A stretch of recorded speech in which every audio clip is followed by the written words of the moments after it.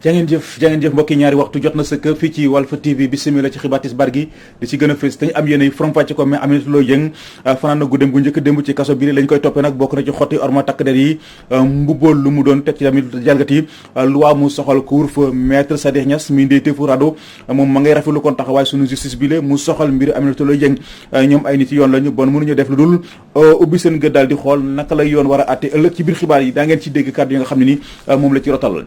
déclaration patrimoine Idriss Seck bi ñu ne dañu kaa jël tasaare ko ci mbedd mi ñenn ñi dem ba di ci tudd waa OFNAC ne luy njéeg njaaga ñooma El Hadji Niang nekkoon fii membre ci ko OFNAC yëkkati na ay kàddoom kon daal di weddi lu ni mel nee na amul kenn ba ci ñiy liggéey ci kër gi ko mën a jotee ci way ndeyra yooyu lee ba di ko publier ci biir xibaar tam da ngeen ciy dégg kàddu yi nga xam ne ni moom la ci rotal ngir xeex ak mbas mi bokkoon na ci dogal yi gouverneur Dakar jëloon mooy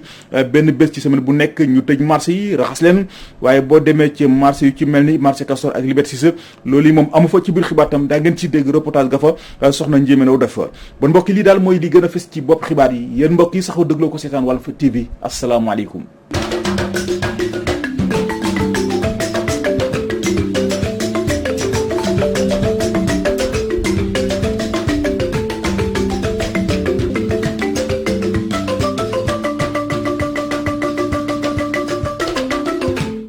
bismillah ci xibaar yi Aminata Lô Dieng fanaan guddeem gu njëkk ci kaso bile la ñu koy toppee nag bokk na ci mbubboo loo xam ne ni daanaka doonu ko boole ko xotti war may ñi nga xam ay takk der la ñu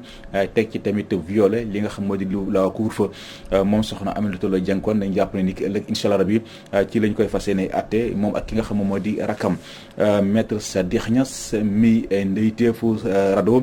moom ma ngay rafetlu taxawaay sunu justice bi mu soxal mbiri Aminata Lô Dieng ñoom ay nit yoon lañu bon mënuñu def lu dul ubbi seen gët di xool naka la wanet nar a mujjee ki gëtam ëllëg Sadikh Niass ñu teewlu ko ci téléphone Abdou Khoudoss Diallo. waaw man jàngat bi ma ci am moom du mën a sori ndax en tant que droit de l'homme aussi on est aussi dans légaliste parce que quand il y a un couvre-feu, la violation d'un couvre-feu est la loi qui a déterminé les sanctions qu'il faut sanction yi nga xam ne moom la ñuy appliquer ñi nga xam ne dañu violer couvre-feu te li ñu ko jiiñ wax nañu ko dem na justice ñun dañuy déglu justice tam xool ba xam justice bi lañ ko jaarale ci yoon ni ñu ko war a jaarale respecter ay droit yi nga xam ne moom am na ko pour défendre aussi défendre boppam ci justice loolu ñu ngi koy déglu ci justice bi moom la ñuy xaar daal fu mu ne nii. mu ngoog loolu day kàddu yoo xam ne ñu ngi ko nangoo ci kii di Sadikh Niass. Aminata Lô Dieng nag lan moo di jaar-jaaram taxawaayam daal ci wàllu ko politique dañ ciy ànd ak xooxandoo. Aminata Lô Dieng doonoon fi jëwriñ bi ñu denk wàllum bitim réew ca nguurum soppi amoon ca tur lool waaye gënati na am tur ci nguurum Macky Sall ndax doxalinam bu ko jural yoon teg ko loxo buñ fàttaliko atum 2009 ci joxlante lenge bu doxoon digganteem ak Sada Kane ca ministère du tourisme mu yekkoon lu mel ni Xeme Sada Ndiaye mi mu waxoon ni transhumant la maanaam PS la jógee ñëw PDS mu doon nag jigéen bu am xadar te kàddum fos lool jural ko tey mandat de dépôt gannaaw kaddu yu ñagas yum yëkkati jëmale ci njiitum réew mi Macky Sall ak woy takk der yi ko teg loxo keroog bim jalgatee couvre-feu bi Aminata Lô Dieng jiite woon fi ab ONG bu boot jigéenu Afrique yu nekk ci diaspora bi ca la jóge sax doon ministre gi ñu jagleel saytum doomu Sénégal yu nekk ci bitim réew ci atum 2007 gannaaw nguurum Abdoulaye Wade ci la Aminata Lô Dieng dem fekki njiitum réew mi Macky Sall laata ñuy amal élection législative yu atum 2017 woon itam gannaaw coalition taxawu Sénégal bu Khalifa Ababacar Sall moom mi le nag mu ngi mujjee fekke ji maître Madické Niang ci atum 2018 guddi alxemes yemook ñaar fukki fan ak juróom-ñett ci weerub janvier atum 2021 ca la takk der yi ne nuus Aminata Lô ca wookam ci jamono couvre-feu bi moom ministre ba woon àndoon ak rakam Moustapha Lô ngir rek jëndali doom jalum lekk buñ sukkandikoo ci ay kàddoom waaye bu ko gendarme ya teggee loxo ci la fippu yekk lu ne njiitum réew mi Macky Sall ak way takk der yi nga xam ne jotoon nañ ko enregistré enregistré ba siiwal ko ci réseaux sociaux yi ca noonee nag lañ ko yóbboo ca brigade bu gendarmerie bu Ouakam ba noppi daal di koy defeere lañ ko toppee mooy jalgati couvre-feu yëkkati ay kàddu yu ñagas jëmale ci takk der yi ak usurpation de fonction moom Aminata Lo nag ci alarba jile yemook ñetti fan lañ koy daal di jugé ca tribunal bu Dakar ci lay xam itam naka la ëllëgam di mujjee. jërëjëf Xoxaan Ndong ñu ngi lay sant di la gërëm déclaration patrimoine Idriss Seck bi ñu ne dañ koy jël tasaare ko ci mbedd mi ñenn ñi sax dem ba di ci joxoñ ab baaraamutum waa OFNAC ne luy njig njaaga ñoom El Hadji Niang nekkoon membre ci OFNAC moom yëkkati na ay kàddoom daal di weddi lu ni mel nee na amul kenn ba ci ñi nga xam ne liggéey ci kër gi koo xam ne ni mën ngaa jotee kon ci woy ndara yooyu lee dafa am ku jóg rek la xatu ci ginnaaw bi la xibaar ngir xam taal bi waaye la mu wax dara du ci dëgg El Hadji Niang ñu teewlu ko téléphone Pierre Edouard Faye. déclaration de patrimoine kooku OFNAC mayu ko kenn entre ki déclaré la ak structure OFNAC bi nga xam ni ñaari nit fa ñoo xam ñoom lañ dénk les déclarations de patrimoine même ñi nekk OFNAC sax amuñu di ñëw di xool déclaration patrimoine u jàmbur man bu ma fa nekkee sama jabar ñëw def déclaration awma di dem foofu ñu di ma ko wan wala ma di ko xool man sax li nga xam ni moom laa yaakaar moo li ñu gis ci presse bi du déclaration patrimoine Idrissa Seck parce que loolu mënta nekk mënul am c'est strictement gardé au secret même les membres de l'OFNAC ne sont pas au courant alors li ma gëm kay moo di xam nga li ñu yaakaar ni moom la Idrissa Seck am et moom la ñu wane kuy napp la kuy seet ba xam rek nit ñi daañu tontu daañu wax kuy xam taal daal man noonu laa ko jàppee mais déclaration patrimoine u Idrissa Seck à l'OFNAC kooku kenn mënu si tëg ba kenn mënu ko gis du loolu la ñu publier am na nag naam ay dëkk yoo xam ni ñoom ci seen loi déclaration de patrimoine c'est public maanaam dëkk bu mel ne Burkina Faso foofu boo defee déclaration de patrimoine ci guddi gi journée mën nañ ko génne loolu seen loi la loolu lu normal la amul benn problème mais fii mënu fi nekk bu amee rek am na koo xam ne il a enfreint la loi te lii ma gis nii man yaakaaruma déclaration de patrimoine la yaakaar naan daal ay bien la yoo xam ni mënuma ne sax Idriss Seck moo ko moom xëy na c'est supposé appartenir dañu foog ni rek Idriss Seck moo ko moom mais déclaration de patrimoine moom man maa la ko wax kenn mënu ko gis ci journal mu ngoog loolu day kàddu yoo xam ne ñu ngi ko nangoo ci kii di professeur El Hadji Niang ngir xeex ak mbënd mi ci biir banlieue bi lee gouvernement bu Sénégal door na ñaareelu pàcc projet bi ñuy duppee projet tànki ne ko ministre Oumar Gueye doon amal ci mbaaw ngir xool tolluwaay liggéey bi occasion la woon ci kilifa yi ngànk boo ko moom ñu daal di kon dellu si ci askan wi nga xam ne dëkkee ci wetu dex bi lee ngir ëllëg daal bu leen fay jëlee ñu utal leen feneen fu ñu leen yóbbu Alé Samb adjoint maire la ci mairie bu mbaaw am na ci ay kàddu yu mucc rotal ñu teewlu ko ci micro Théodore Semedo. li ñu bëgg rek mooy projet bi suñ koy taxawal li nga xam ne mooy concernant le marigot de Mbao ak aménagement yi ñu fa def ñu associer population yi comme niñ ko daan defee donc loolu ñu respecté ko mais aussi ñu gën a bàyyi xel gën a am yërmande ci askan wi nga xam ne ñoo dëkk Mbao ñoo dëkk ci wet googu parce que ñu ci bëri conditions yi ñu amee seen kër même ñi nga xam ne état joxewu leen ñi nga xam ne dëkkuñu ci zone aménagée planifiée ni ñu def ba am fa wax dëgg yàlla njuumte gi du ci seen coobere ci contexte bañ ko jënde woon parce que ñi fa gën a yéex am kër ci côté yooyu c'est bien avant les années 2007 donc ñun bama boobu réellement équipe municipale bi fa nekk tey nekk fa woon mais nag suñu devoir la une fois encore population ñu taxaw seen wet pour que seen jafe-jafe ak seen àq ak seen yelleef ñu bàyyi ci xel bu baax a baax mooy ñu jox leen ndàmpaay bien sûr parce que Banque mondiale projet bu muy indi dafa bokk ci ay recommandations mooy ñu def ba nga xam ne ñi nga xam ne projet bi impacté na leen dinañu am condition de vie yoo xam ne day tane ba ñu amoon wala mu mel ni nañu amoon mais duñ leen assombrir dans la pauvreté. bu amee nag ñu am leen métti lool ñoom ñoo di lébu yi nekkee foofee ci diwaanu Tëngéej ci daje ci benn kuréel gu ñu duppee front de lutte contre la confiscation volontaire de nos terres ñoom lébu yi kon jóg nañu kon di ñaawlu seen suuf si nga xam ni moom la ñuy jàpp di ko caxate loolu la ñu bëgg mu dakk ni mu gën a gaawee daje bi sax occasion la woon ñu dal di xamal njiite réew Macky Sall ko duñ nangu benn yoon ñu fiy jëlee ville bu Tëngéej imam Aziz Ndoye moo wax ci seen kàddu ñu teewlu ko ci micro Nazib Sagna. mënuñu nangu tey suuf yi nga xam ne sax am na ci ñenn nit ñoo xam ne fexe nañ ba utal ko ay titre foncier mu nekk ci seeni tur tey bu état soxlaa ñépp ay ñàkk waaye nag bu ñu demee ba état di jël di delloo ña moomoon war nañ leen a delloo. Lendeng gii géej gi avancé na ba amatuñu fu ñu dëkk industrie bu mag nekk fi daanaka di jël ba kenn amatul dëkkuwaay. ñu ne ñu ngi tere nit ñi dugg ci géej gi barzak wala barsa ña daan dem di nappi ji gisatuñu ay jën ndax bato yaa ngi koy jël waaw boo teree nit ne ko bul nappi da nga koy jox lu muy nappe muy benn. emploi des jeunes amatul ñu ngi jox sëriñ si doomu sëriñ si ñun nag ay doomu lébu lañu ñun itam si lañu bokk laajuñu lu ñu moomul lañu moom nañ ñu ko jox. armée lu lébu yépp fees na amatuñu fu ñuy denc bii ci gën a gàtt armée lu Thiawlène yi dafa fees catholique yi jokkul seen armée fees na jokkul yeneen armée li fees na te dee gi gën naa bari nag boo jëlee li nga moom la ca des dellool borom wala nga jël alal dàmp ko dëkk bi mu ngay dellu gannaaw ñu ngay yëkkati baneen bu bees nooteel gi métti na. Tëngéej muy ville te ñu ngi ko bëgg a supprimer loolu ànduñu ci benn yoon. communes yi fi nekk nañ leen dooleel waaye la ville de Rufisque nañu ko bàyyi statut ndax ba Tëngéej di doon ville ñu bëree ngi nii judduwuñu ginnaaw yàlla ak yonent bi ñu ni lébu am nañ suñuy baaxu maam suñu delloo ca maam Kumam Làmb dem ca Kumba Kastel fële ca Ndar fu ci nekk Kumba Bang ca Gore ku ci nekk am na génie boo xam ni suñuy tuur dinañ leen woo lañu xam nag muy diine ñu nàmp ko danañ ko jiital. ñu wax ci tolluwaayu mbas mi di Covid 19 ñetti doomu aadama ñàkkati nañ ci seen bakkan maanaam ci mbas mi lee loolu yi kon di yóbbu lim gi léegi ci juróom-benn téeméer ak ñeent fukk ak benn doomu aadama yi ñàkk seen bakkan gannaaw ba mbas mi duggee ci réew meeg léegi ci junni ak ñeenti téeméer ak juróom fukk ak juróom-ñaar test yi nga xam jot nañ ko amal ñi ki démb téeméer ak juróom fukk ak ñett ñoo dellu si amee feebar bi ñeent fukk ak juróom-ñaar ñoo ci ay cas communautaire téeméer ak juróom-benn ñoo ci ay cas maanaam ñoo ci ay cas communautaire ñeent fukk ak juróom-ñaar ñoo ci ay cas contact juróom fukk ak juróom-benn doomu aadama ñu nga tëdd lal hôpital jamono ji ñuy sauvé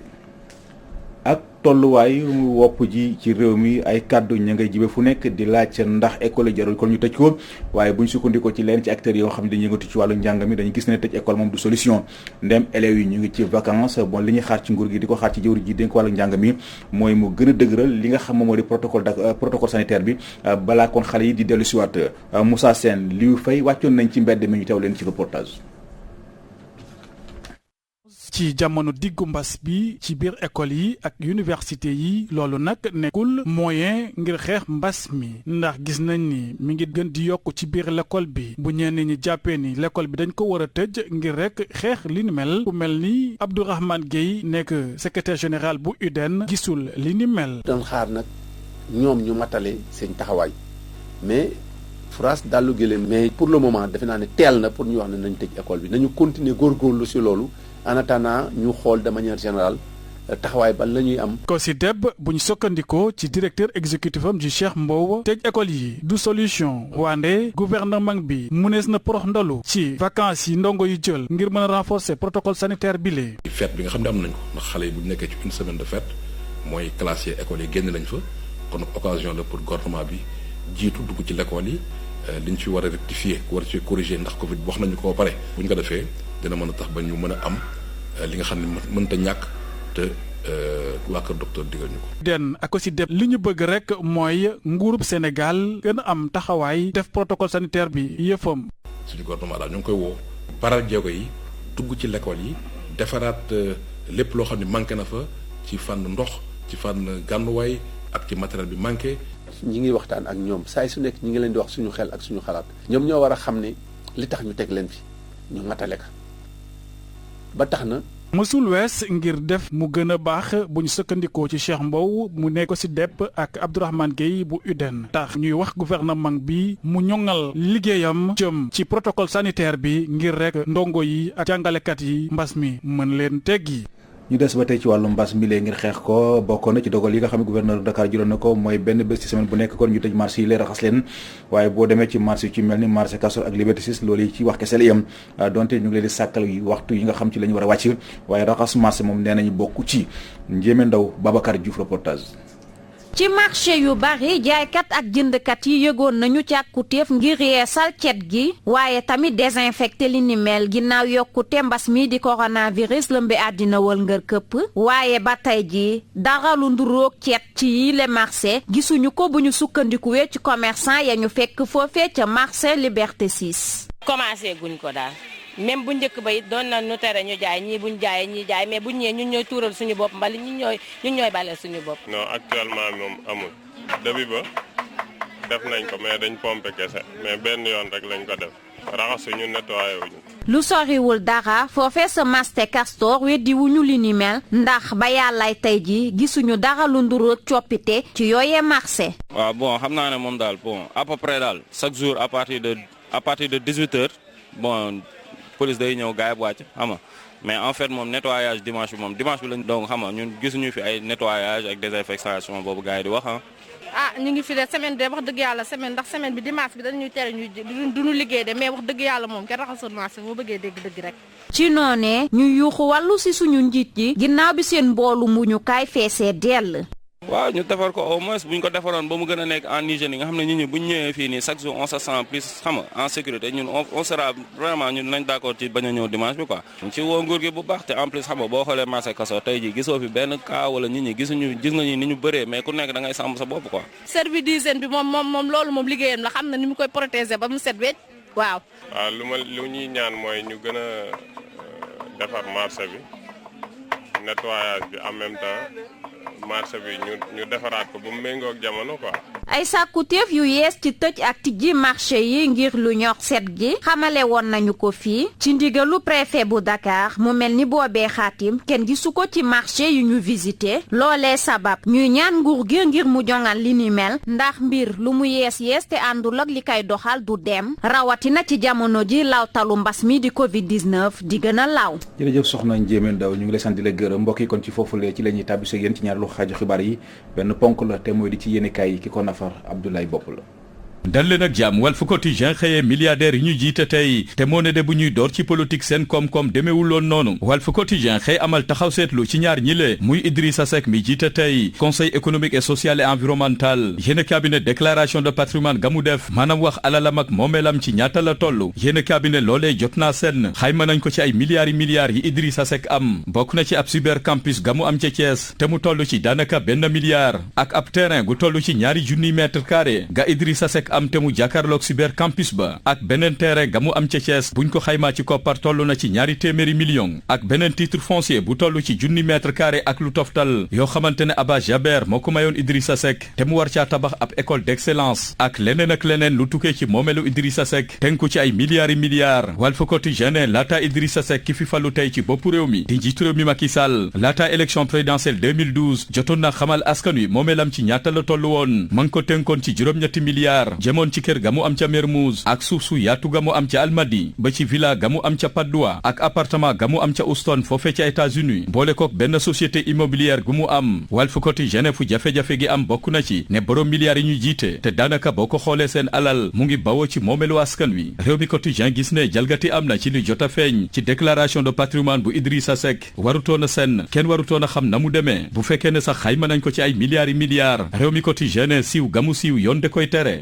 di critique ne ci diir gu gàtt Aminata Lô Dieng siiw na fi gannaaw buñ ko tegee loxo ajjuma ji ñu weesu moom mi génnoon lu weesu 21h doon dem jëndali ji lekk doomam takk der yi ne ko nuus yéen cabinet mu ngi sous mandat de dépôt ëllëg ak jàmm la fas yéene jàkkaarloog juge bi critique ne mbirum Aminata Lô Dieng mile bu ñu demee ba ab ministre gawoon ca nguru soppi di jalgati yoon ci jamono couvre-feu gi ñu ne nga xamante ne kenn warta génn ci diwaanu Ndakaaru ak Thiès yéen cabinet Le Quotidien lañ koy toppee bokk na ci ñàkk a sàmmonte couvre-feu bi ak xoqatal ak yëkkati kàddu yu ñagas yu mu teg ci ndoddu takk der yi ba ko ñetteel usurpation de fonction maanaam buboo loo doonut yéen cabinet moom ministre gawoon ca nguruk soppi moom Aminata Lô Dieng ak frère am daañ leen atte ëllëg ak jàmm ci àllarba ji ndax jalgati gañu def ci couvre-feu bi yéen cabinet libération ne am na ñeneen yu jalgati couvre-feu bi mujjee sax amal soirée couvre-feu ca cité mixa yéen cabinet takk der yi juux nañ fa ba jot nañ fa teg loxo lu toll ci fukki doomi aadama ak ñaar daañ leen jébal yoon libération ne ci jamono joo xamante ne coronavirus bi mu ngi gën di yéeme mu ngi gën di doy waar ci mim réew ndax ci diruk ñetti fan lu ëpp junniy doomi aadama jot nañ fi am coronavirus cas communautaire yi gën di yokku yéene cabinet ci ñooñee lu toll ci juróom benn téeméeri doomi aadama yu toftal juróom fukk ak benn doon ay cas communautaire maanaam ñoo xamante ne am nañu corona te xamuñu fuñ ko jëlee libération ne ci diruk ñetti fan lu toll ci ñaar fukki doomi aadama ak benn faatu nañ ci mbas mi yéene cabinet Le Soleil ne mbas moomule yematul donc diwaanu Ndakaaru ak Thiès daanaka law na fépp ci réew mi moo xam ca diwaanu Kaolack coronavirus gaa nga fa ca Touba ak Diourbel coronavirus ba dugg na fa rawatina ca Saint-Louis Le Soleil ne bile Covid 19 foo ko natt léegi weesu na ko yéenekaay bi di Vox Populi ne xoolal li xew démb lu mosta am na gannaaw bu fi mbas mi duggee ba léegi yéenekaay bi ne la ñu jot a xayma démb toll na ci 400 doomi aadama yu toftal ñeent yoo xamante ne dañoo am bees coronavirus Vox Populi ne boo jëlee ndorteel weeru janvier gi ñu weesu ba fanweeri fan ak benn jot nañ cee xayma lu toll ci 200 doomi aadama yu toftal ñaar fukk ak juróom-ñett yu ñàkk seen bakkan ci coronavirus bi yéenekaay bi ne weeru janvier bi ñu weesu tar na lool waaye février tàmbale naa tàng jër yéenekaay bi di critique ne njiitu réew Macky Sall ñaara ko tànc ci jamono ji bokk na ci catastrophe sanitaire mi jur tey couvre-feu bi beneen catastrophe di catastrophe alimentaire mi tàmbalee jur xiif gu metti ci askan wi njaboot gaa ngi tàmbalee tas koom-koom gi demeetu ni liggéeykat yu bari tàmbale nañu ñàkk seen xëy Tribune ne daanaka couvre-feu bi buñ ko fi taxawalee ba léegi taxul kaay yi wàññeeku mu ngi gën di yokku 24 heures ne jaaxle na lool ci réew mi tiit na lool ci ëllëgu Sénégal ci wàllu koom moom Thierno Alassane Sall ne buñ ci jógul bu ñu deful ndànk Sénégal koomam ci nërmeelu la jëm fileeg élection présidentielle 2024 Thierno Alassane Sall fàttali ne bor bi Sénégal amee maanaam dette publique bi daanaka weesu na fukki junniy milliards ak yu toftal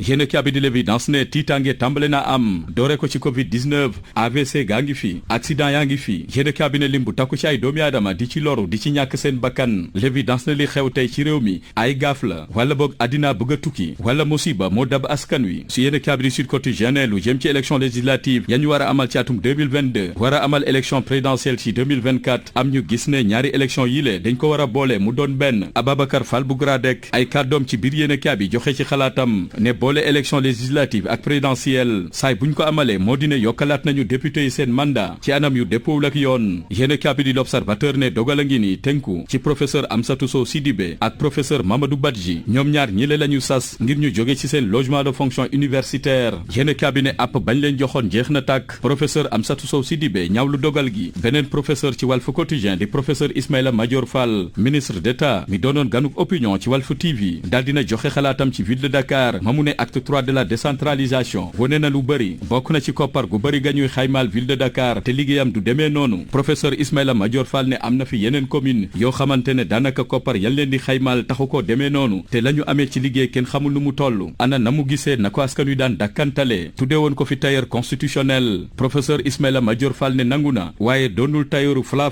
maanaam tailleur de haute couture la ne ab tailleur constitutionnel la waaye ñaw yu baax te jekk lool lay def ne bari na ci réew yoo xamante ne moo leen xottil seen constitution ñawaat ko ba mu ne boy yéene kaabi di direct news ne dootul yàgg mbënd mi dina fi doon léeboon lippoon ca Kër Massar askan wi dañ koy bëgg di fàttaliku gannaaw jéego yi ci nguur gi tàmbalee def yéene kaabi ne phase 2 bi jukki nañ ci lu toll ci fukki milliards ak juróom jaru ngi ñu denk wàllu collectivité territoriale ay kàddoom ci direct news di Omar Gueye jot naa rafetlu tolluwaay liggéey ba ngir xeex mbënd ma ca Kër Massar yéene kaabi di laas xëyee melokaanu Ndakaaru ne fu neex waay gaare doon lu jur jafe-jafe ci wàllu dem beek dikki bi yéene kaabi di suñu lamb xëy dem ci MMA di beneen xeetu tàggat yaram goo xamante ne mbëru Sénégal soobu nañ ci suñu lamb ne lu ko tàmbalee 2012 ci la mbëru Sénégal tàmbale cee fës doore ko ci combat gi doxoon ci diggante Rocky Balboa ak Bombardier Reug-Reug am ci combat ci atum 2019 gi ñu weesu amaat ko bile yoon Siteu jot na ci amal combat ñaari yoon ca États-Unis suñu lamb ne bile xeetu bëre di MMA tàmbale naa am doole ci réew mi waaye bu ci kurpeñ bokkutoon man ak Seydina Omar Ba ak Mouhamadou Biteye ba ci Pierre-Edouard Faye mun nañ cee jéem laata lamb ji di ubbi.